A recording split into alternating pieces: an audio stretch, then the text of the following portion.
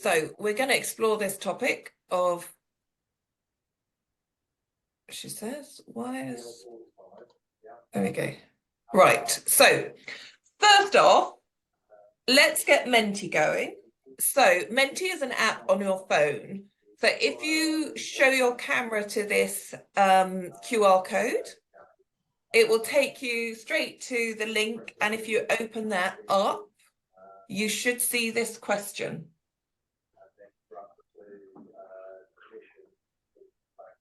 And if you do, can you answer the question? So this is an easy question to understand who we've got in the room. How many team members do you have in your business?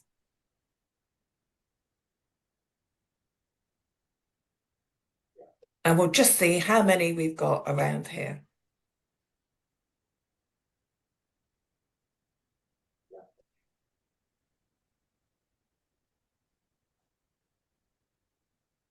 And as we get this going, define team.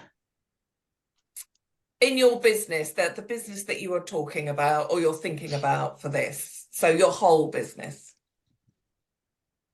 And then that's a great question, and I'm going to answer that in the next slide, I think.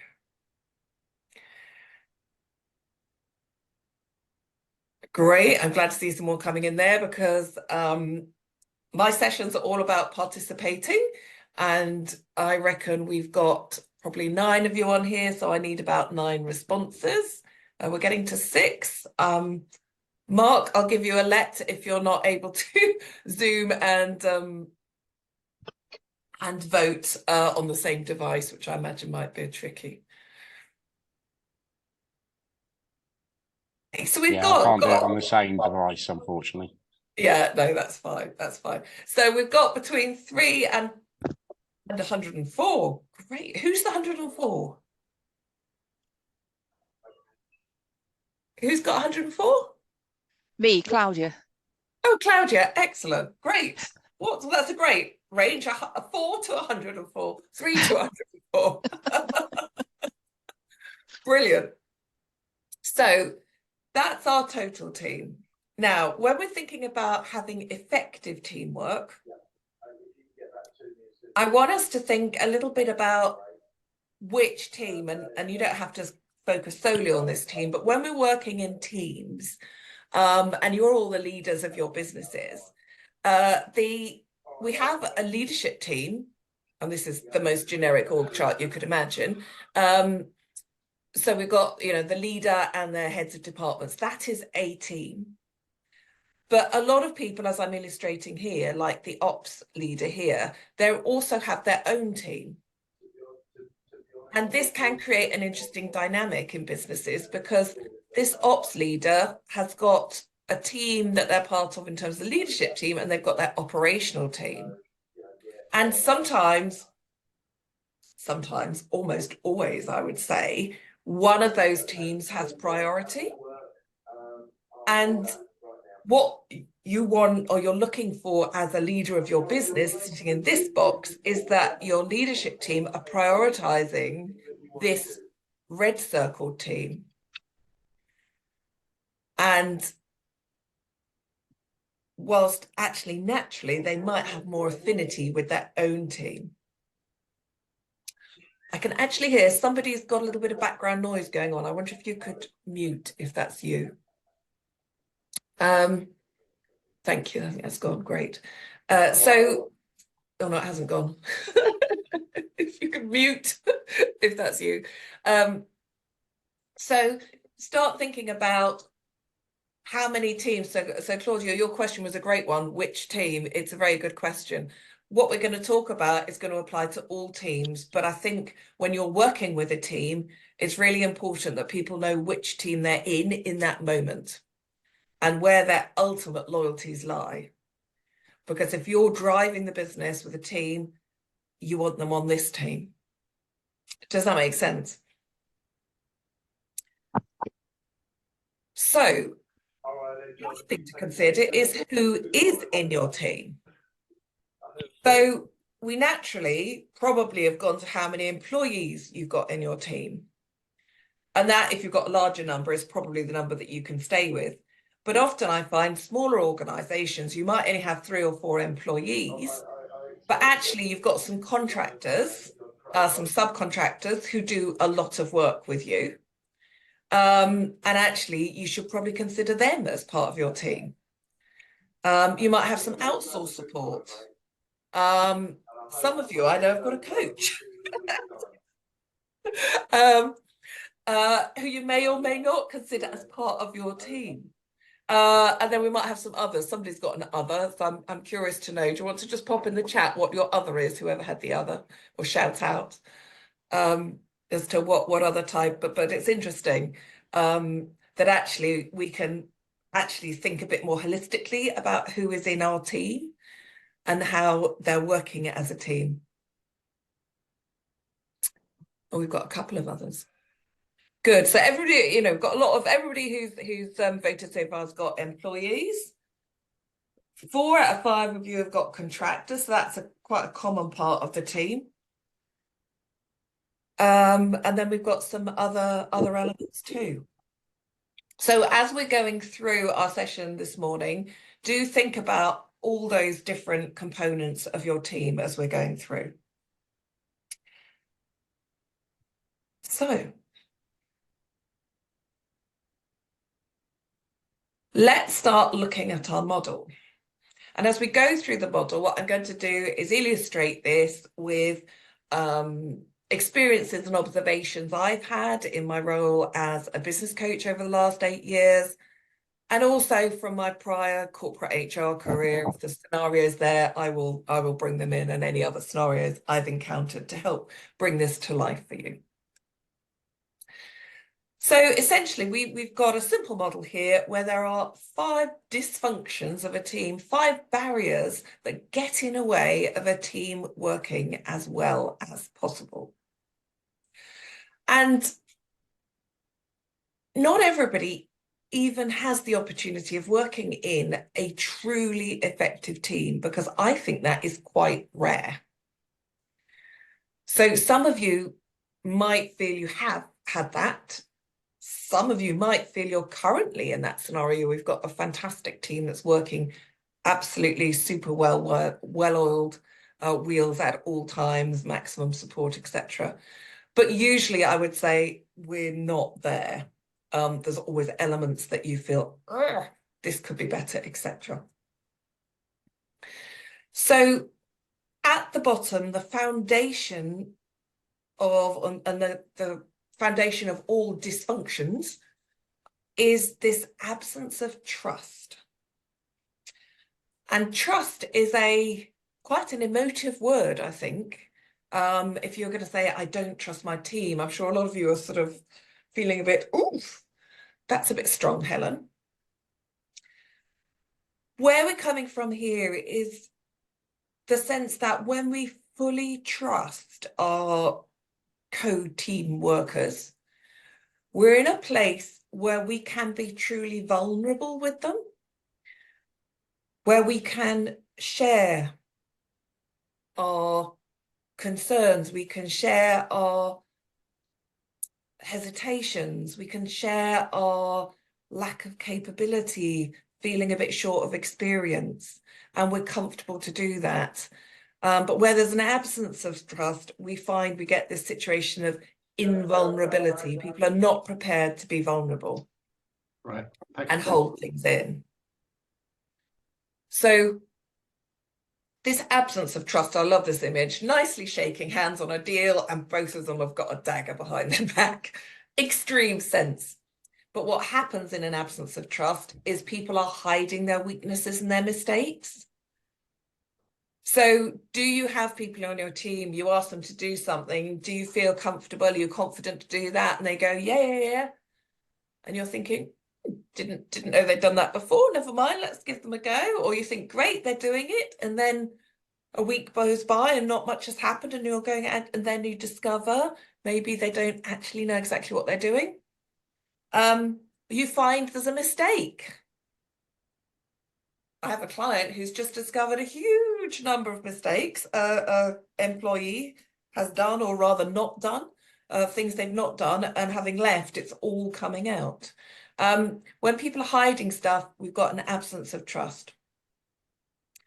People are maybe hesitating to offer a help. They're not straight in there to offer you because they may be thinking about, oh, how's that going to impact my work? How's it going to impact something else? Interesting, this one. People jumping to conclusions. So you're in a team meeting, somebody says something, it's very easy to come to your interpretation of what they've said and jump to a conclusion and go, oh, not sure about that. No, I don't agree with that, etc. And we jump to a conclusion before actually checking for understanding. And that can take us on a whole nother journey in terms of where we think that person's coming from, what we think of them in that moment, etc. We get team politics when there's not trust.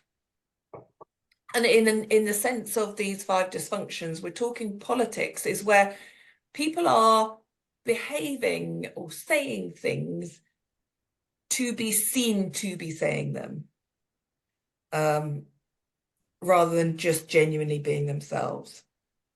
And if you've got a group where there isn't full level of comfort and trust and an opportunity to be vulnerable, etc., you'll tend to find that if they is an option, they don't choose to be together. In a team where you've got lots of trust, and they will naturally choose, they'll go out to coffee break together and have a quick chat, whereas you've got a break that they'll still be together. Where we do have trust, this wonderful soul's about to launch themselves backwards to be caught by his colleagues. This is where most significantly you're happy to admit where you're not sure about something, where you want a bit of help. And that is fine. And you're not feeling that you're sort of showing up, exposing that soft belly, and you're going to get stabbed as soon as you do that. You give benefit of the doubt to your colleagues. It's not, oh, they're late, they're taking a sickie, or they're, couldn't get out of bed this morning. You go, well, maybe something happened, which is why they're not here. It's a very different feel. So the grounding we need to have a truly effective team is this sense of trust. So how do we get there? And in each of these barriers, I'm going to give you some tips. So do write these down. I should have said this at the beginning. I don't share my slides, top tip, because you will make better notes and recall it better when you write it down yourself. So first things, or some ideas to build trust amongst your team.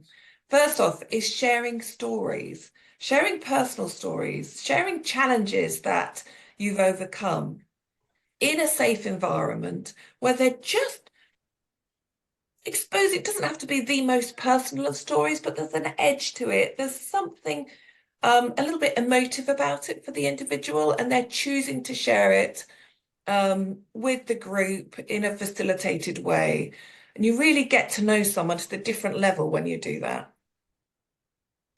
Equally, asking lots of questions, not just the, how many kids have you got, a dog, and what football team do you support, but slightly more revealing, probing questions.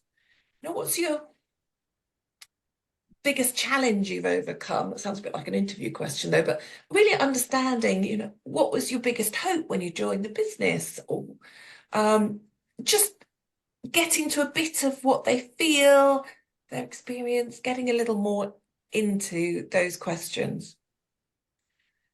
The DISC, and this comes up a couple of times. So some of you will know DISC through working with me. Some of you, this might be new to, and we haven't got to it yet. But DISC is a personality profiling tool that really focuses on communication preferences. And it helps you understand your communication style and the preferred communication styles of others, so that you can interpret, actually, they're not reacting that way because they don't like what I've just said, or they're fed up, or they're trying to be awkward. They're reacting like that because that's their natural style of communicating. And it can really take a lot of emotion out of communications when you can understand.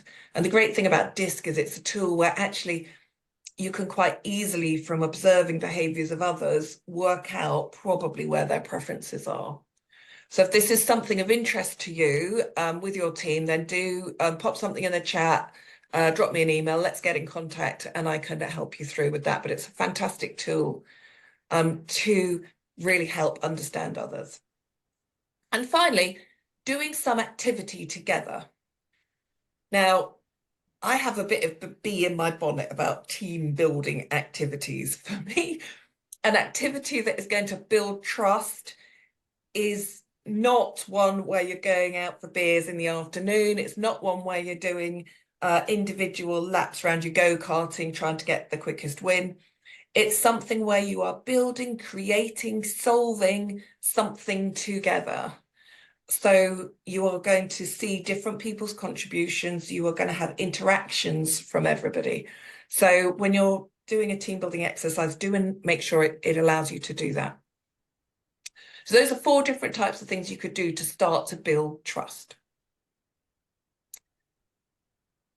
So the next fear, if we have an absence of trust, is in the absence of trust, because we're not feeling comfortable, there's a lack of vulnerability, people are being invulnerable, we end up with people fearing conflict.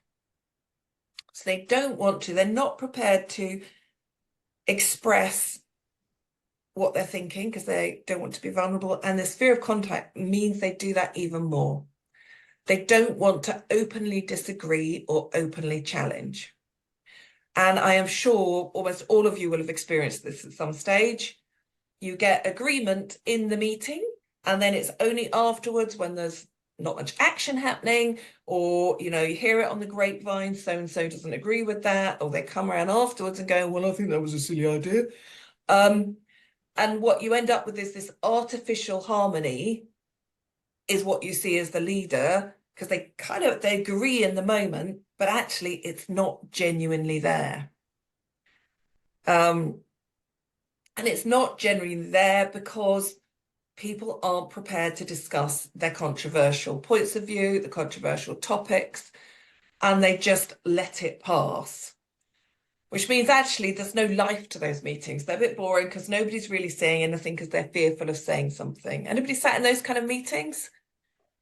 Let's do a quick thumbs up. Quick thumbs up. Using the emojis or visually, have we seen any of those types of behaviours? Great, seeing a couple of thumbs up, brilliant. It's quite natural. And again, we've got this not really saying what we think, we're saying things to, it's where people contribute in a meeting and they're saying it just to be seen to have said it. So it really doesn't take the business forward in that topic when that's happening. Where we want to get to is a situation where we can have openly expressing all ideas. Everybody's prepared to contribute. They can be debated. We can discuss the pros and the cons. And that means you can get to better decisions and more quickly. And when challenging topics are not covered and they're not discussed, they don't go away. They just kind of linger around. And it means you can't get beyond that. So we really need to get comfortable with conflict in a respectful way. We're not screaming at each other. It's not aggressive, but it is objectively and fully discussing things. So how do we overcome when this fear of conflict seems to be apparent in your team? And this starts with, this is my image for mining. We're going to mine conflict. And as the leader, you've got a critical role in this, which is when you see, and sometimes it is literally eye contact. It's a visual cue you look at and you can see in their face, they're not really with you.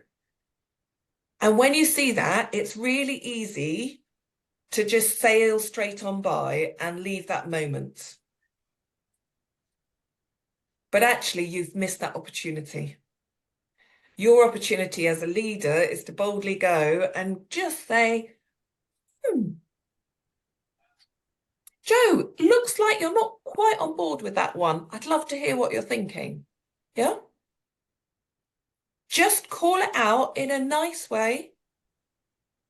You know, ask for contributions. If you're not getting, if you can see they're not in agreement, just say, look, looks like you've got a different point of view. Looks like you're not quite on board with them. Whatever your words are, you need to call it out. That will be easier if you give them permission to the group. You know, I expect you to challenge what I'm saying. I expect you to critique, to give ideas, to give your point of views, because this is our safe space as a team, especially as the leadership team. We want to chew it out. We need to chew it out. I think I've created a phrase there. Chew it over, discuss it, get the bugs out of it, everything in this safe space before we publish it further to our clients, to the rest of the team, wherever it might be going. So really encourage people and give them that permission. And then finally, again, be aware of people's preferences. If people are high D, they're a dominant preference style, they're going to feel quite comfortable saying what they think. If they're more reserved, like our C's and our S's, then it's going to be uncomfortable for them. And if you know that that's their preferred communication style and that's their preferred default, then they're going to need more gentle encouragement and mining to come out with that element that would create the conflict. Conflict sounds a bit, aggressive, but you get the message. It's around being free to disagree, debate, critique, etc. So as a leader, you've got a huge role here to make sure this comes out. So we can then go on to look at the next level and understand what happens. So we've got this absence of trust. People are not expressing what they think. They're not really exploring this new idea, say, that you've put forward. They're agreeing softly, as in by default. By not disagreeing, they're sort of by default agreeing. But what you end up with is a lack of commitment to that decision because they haven't explored it fully in their minds. They haven't got straight on the pros and cons. And actually, yeah, there are cons. Those are the ones I was thinking, but I've now heard the pros. On balance, yep, I get it. We should be doing this. That is the right decision. If they haven't gone through that process, then when they're challenged, for example, by their team, it's really difficult for them to support the decision because the context they've got in their head is maybe their query that they didn't express. And therefore, you get this lack of commitment from them, but also potentially from their team. And then, so we've got the people in the room who were committed and are for it. The others are not really, a bit wishy-washy on it. And what that creates in the whole organization then is ambiguity. In my corporate days, I could see how this played out so often. I worked in some very sales and marketing led organizations like Diageo and PepsiCo, very brand led. And there was often this sense of, and those of you who've got bigger organizations will experience this, sales and marketing don't always get on supremely well together. It's nice, nice and easy for sales to blame the lack of sales on the fact that marketing didn't create the leads, and marketing to complain about the lack of sales or business performance because the sales didn't convert from the leads that the marketing generated. So you can see how that can go. And then in one of my organizations, there was a question that came up all the time. Are we a sales-led organization or is it marketing-led? Particularly when the budgets were under the microscope. Are we sales-led? Are we marketing-led? And of course, the leader didn't want to land on either of those. Fear of conflict.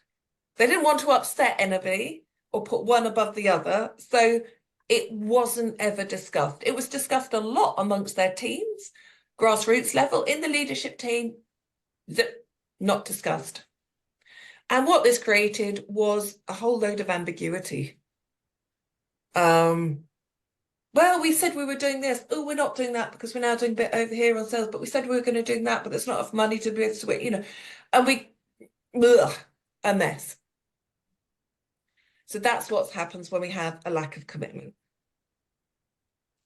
So it means things are rediscussed. Anybody sat in a meeting where it's been rediscussed? You thought you'd agreed it a couple of weeks ago, and here it is back again. It can mean decisions are slower. And when decisions are slower, sometimes that opportunity to take action has passed by. The date has gone, the season's passed, the client's gone elsewhere, the strategic opportunities found another solution, etc. And this sense of not wanting to fail. And if you don't want to fail, you don't go forward. You know, commitment requires, yes, we're going for it. Total commitment. If we don't have that, we're holding back. So where we want to be is moving forwards very confidently because we're all aligned. And this piece here, I think, is so important. The whole team holds the line. If we made a decision, they are defending that to the clients, to the employees, to whoever else they might need to defend it to. Because they're back to that first image I said about which team they're in the leadership team. They're in the most senior team. That's where their mindset is. When we're in that full commitment mode, it might be that actually a department leader has to take a hit for their team to support the good of the rest of the business. They need to give up some budget to another team. They need to give up a headcount to another team. They need to support them, which is going to put them back maybe on their schedule for their particular project. But actually, as an entire business, it's more important. That can wait a little bit where someone else's can't, and it's all hands to the pump. That's what we see when we've got full commitment. Good morning. How are you? Sorry, I'm just Good morning, fine. Thank you very much. How are you? Good. sorry, I'm just doing a little bit of muting. Maybe it's, yeah, good. Oh no, it's not that. Okay, right. How do we overcome this lack of commitment? First off, shouting about when we've made a decision at the end of a meeting. If you have made a decision, I keep talking about meetings, but it might be one-to-one, whatever. If you've had a discussion, you've made a decision, communicate it loudly, far. Once it's communicated, that makes it a lot more difficult for anybody to go back on. It might be there were some tough choices to make. It might be you've made a decision that says, actually, first off, we're going to go this path. And only if that doesn't work, we will then go this path. Or we need to do this first, then this. So sometimes it can be a sequential decision. And that enables everybody to get behind that action and increase their level of commitment. And then set the deadlines.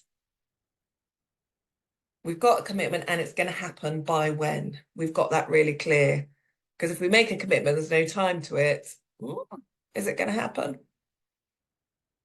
And that takes us neatly on to our next dysfunction, which is the avoidance of accountability. So it follows on, actually, if we're not committed to something, then we're not committed to actually doing what it takes. We might have a bit of a go at doing it. We might do the easy bit. We might, you know, we've got to set up a meeting with so-and-so. We've got to reach somebody, talk to that prospect. Well, we might give them a call and we get voicemail. We tried, we did it. We said we'd call them. We've got voicemail. That's it. If they're truly committed to the cause and they are being truly accountable, what are they going to do? They're going to keep calling. They're going to call repeatedly. They're going to get through. They're going to send an email, send a text, send a WhatsApp, whatever. They're going to be driving that through. But without that accountability, we end up with low standards. And of course, that slows your business down hugely. So often it's accountability to one another in the team. That's the image I'm trying to illustrate here. So if you've got a decent sized project, a lot of the actions will be reliant on, somebody needs to move this piece and then I can do this and then somebody else could do that. There's a sequence of things. We all have to do our bit for it all to move forward. Well, if the first person doesn't get their bit done, then I can't get on with mine. How am I feeling about that person? I'm going to start to resent them and get frustrated because now I'm going to be in a rush because I had planned mine out, but I can't get going till you've done yours. It slows everything down. And what can often happen, this last point here, is you then get to the weekly meeting where you, the leader, are holding everybody accountable in your good accountable management process.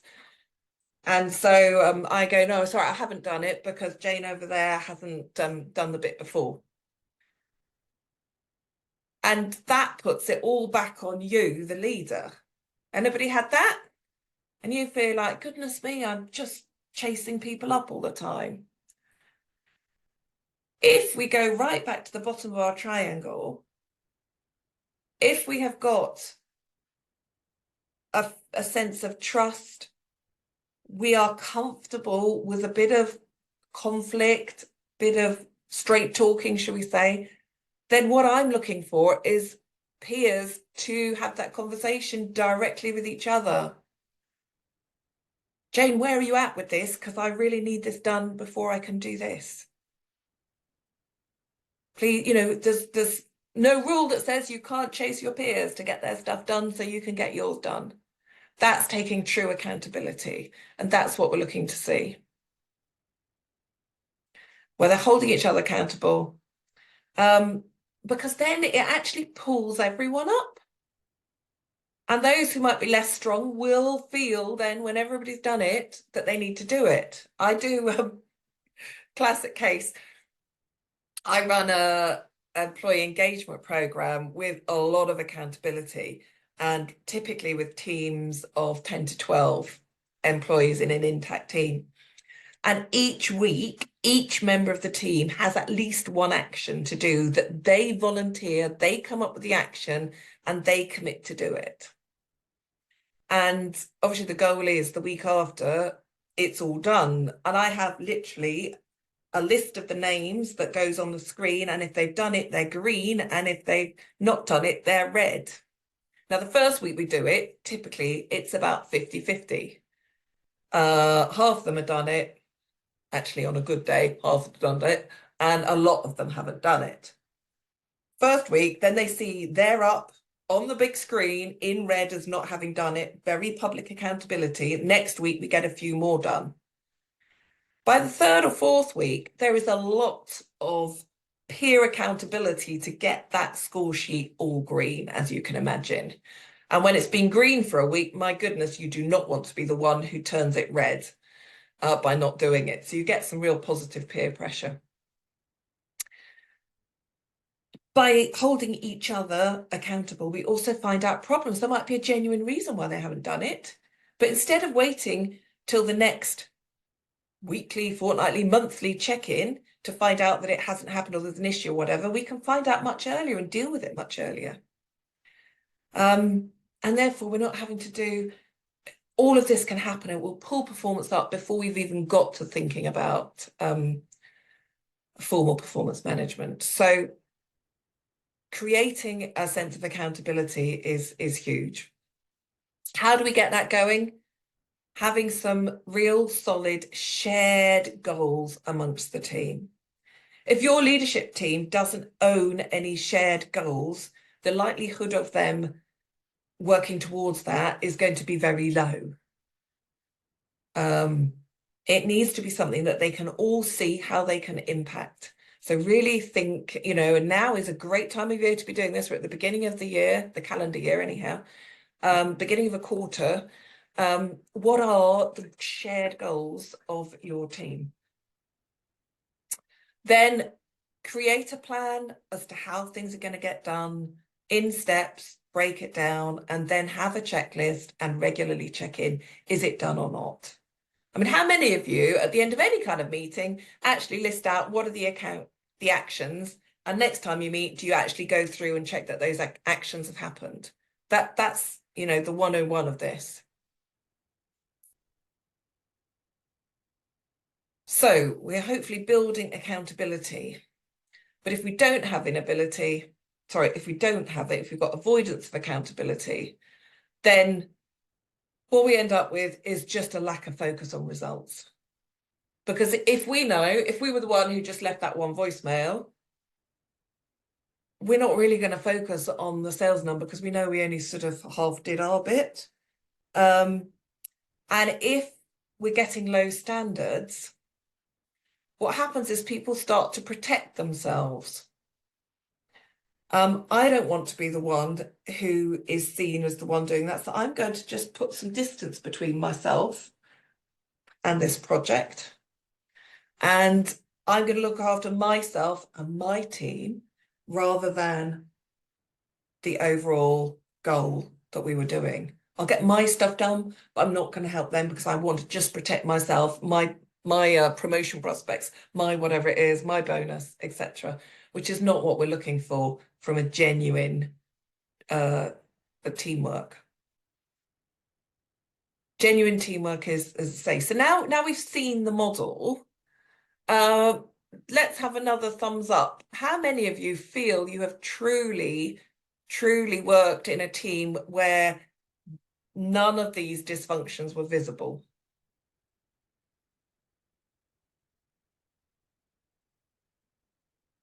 Let's have some virtual little thumbs, or let me see. Thumbs up, real thumbs up, emoji thumbs. Have you? No. So I'm taking this as nobody feels they've actually worked in a team that delivers all of that. I think I have once. It was an amazing project. It was back in my Diageo days.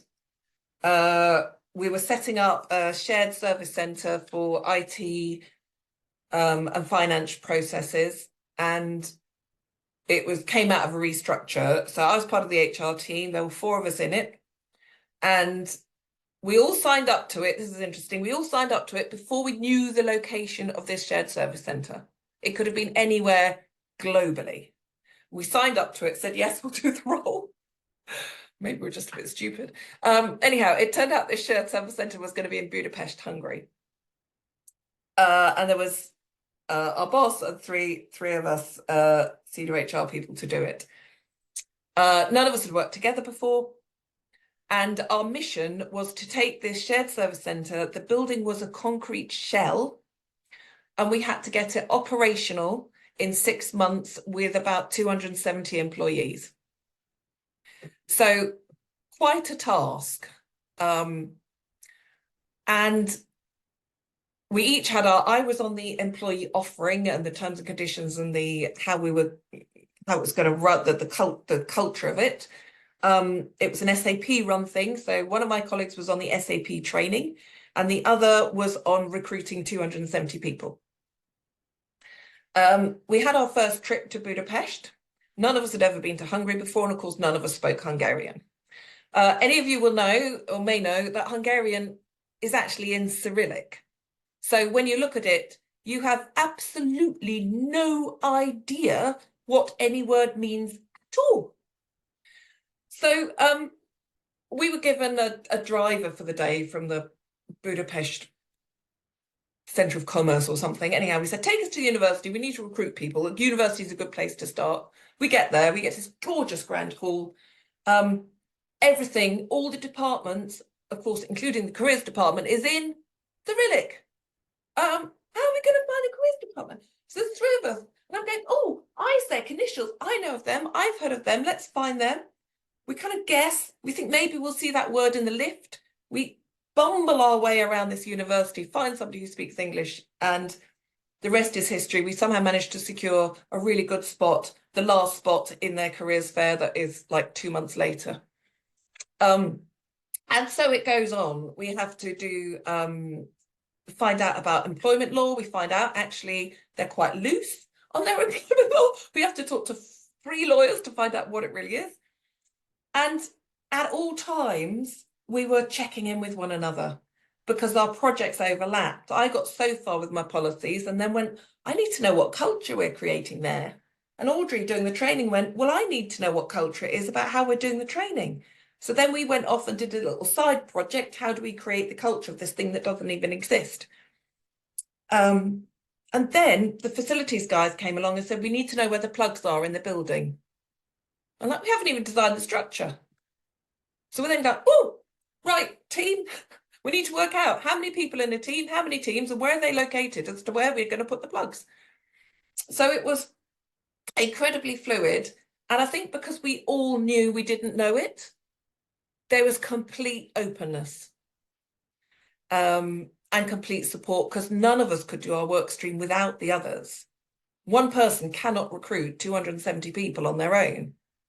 We all did selection assessment centres every other week together to get that done.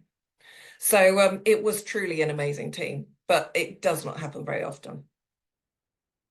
So, oh, sorry, I didn't cover this before we get there. So inattention to results, this is what happens. Basically, I think I mentioned before, it stalls, growth stalls, we get slow, and the results don't come in. How do we overcome this? Communicating, telling everybody what our result is intended to be. You know, do you share your goal with everybody beforehand? Yes, because then there's a public requirement to hit it. And shared rewards. If we've got a common goal, let's put some common reward behind it as well. So we've seen all the dysfunctions, your role as leader. The biggest thing is, and the place to start here is you as leader have to go first. The absence of trust leads to invulnerability. You have to be the first to be vulnerable. Are you sharing your concerns, thoughts? Do you share stuff with the team? You have to be vulnerable with them before they're going to be vulnerable with you. And that might be a challenge for you if that's not your natural style, but you can't ask it of others if you're not prepared to go there yourself first. We've already covered, in order to bring people, for people to feel it's okay to disagree, to challenge, to explore, you're going to have to bring them in with that. You're going to have to mine, get your pickaxe out, go mining for that conflict when you see it, and you can usually see it, even if you don't hear it. If you see it, then pull it out. Really make sure you're driving for closure on decisions and clarity. It's so easy for decisions to sort of be made, but there's no timing around it, or there's, yeah, we're going to do this. Well, how much are we going to invest to do that? That's the sticky bit. People agree to do it, but not actually how much they're going to invest to do it. Make sure you get that clarity. You cover it all rather than take the easy short-term option. Confront the issues when people are not doing what they've said they're going to do. It's easier the earlier you spot it. The longer you leave it, the more difficult it gets. You still need to do it, but it's so much easier to pick them up the day after it should have happened rather than a week after. And really drive everybody to collective outcomes they can all contribute to. And keep the focus on that, keep the microphone on that outcome. So I've talked for a lot for 15 minutes. Your turn now. So I want you to think about these dysfunctions, these barriers to teamwork, and then score your team your organization, whichever team you're thinking about, give them a score. I think we're out of 5. One is it's never present, in which case you have a lot of trust. So 1 on absence of trust is not seen. 5 is you frequently see it. So there's a lot of it. So it's, have a think and pop it in the Menti.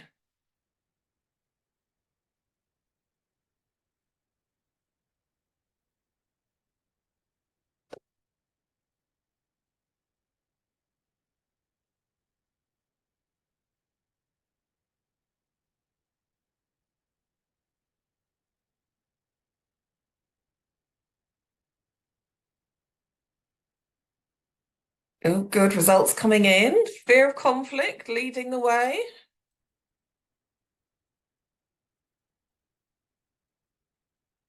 And actually, good thing here is absence of trust is the least seen, which means at least the foundation of our triangle is not too bad. If that was the biggest issue, then we haven't really got beyond that. We haven't got hope of doing anything above it, rather, I should say. Couple more responses. We've only got 4 of you in now, and there's definitely more of you who can do this than that. You see, I'm holding you accountable to that now. Holding you accountable to doing your Menti.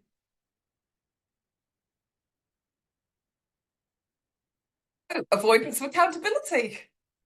Oh, somebody's got it very frequently. And look at this absence of trust. We've got quite a high one up there too.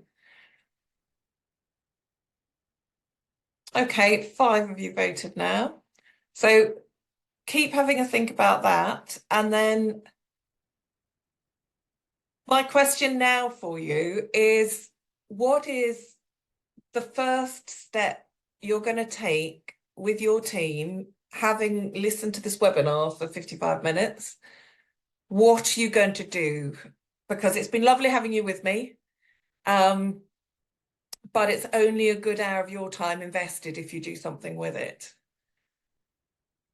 So what do you think is the first thing you could do to improve whichever of those dysfunctions you think needs addressing first? And the clue might be we start at the bottom and work up, because we need the foundations in place first. So this is a right in the box moment. I should reassure you, it's complete. If you haven't used Menti before, it's completely confidential. I don't see who's put in what. It's not possible for anybody to find out who's written what. Attach dates to tasks. That is huge. Yes, how can you expect it to be done on your timeline if you haven't actually had that overt discussion about when it should be done? Address the elephant in the room. Absolutely. Elephants are there to be talked to. And the first person who's going to do that is you, the leader. Body language is great. Eye contact, facial expression is good. Actually, tone as well. You know, if you're really behind something, you say that with so much more conviction, don't you? Sometimes you can see it. The words don't match the tone, or the words don't match the what you're seeing. It's like, I'm hearing this, but I'm not seeing it. That's a great way of mining for conflict, actually, is just to be a mirror. I'm seeing you agreeing, but I'm hearing you agreeing, but I'm not really seeing it. Set deadlines, improve communications, hold each other responsible fantastically. Oh, tackle accountability challenges, clarify, RACI. So for those who are not familiar with these acronyms, RACI is a great tool for clarifying who is actually meant to be doing what. It stands for who's responsible for doing it, who's ultimately is the responsible person, in my view, is the person actually doing it. The accountable person is the overall accountability. The C is for consulted on the decision, and the I is informed. And when you know what you should have, you know what role should be consulted versus informed, then you can proceed a bit more effectively. So great, you have all got a first action to do. So my closing thought is, and this is from Patrick, who wrote I would urge you, do read I've given you the soupçon in an hour of 5 Dysfunctions of a Team. It's a great book, written by Patrick Lencioni, I should say. Where there is trust, conflict becomes nothing but the pursuit of truth, an attempt to find the best possible answer. And that's what we all want for our businesses, the best possible answers. As I say, do read the book. It's in 2 halves. Well, it's actually 3/4, I would say, is what I call a fable style of book. It's a story about Catherine and her leadership team and how she takes them on a journey. And there's more tips and tricks in terms of things she does with her team in this story that are practical things you can really do for your team.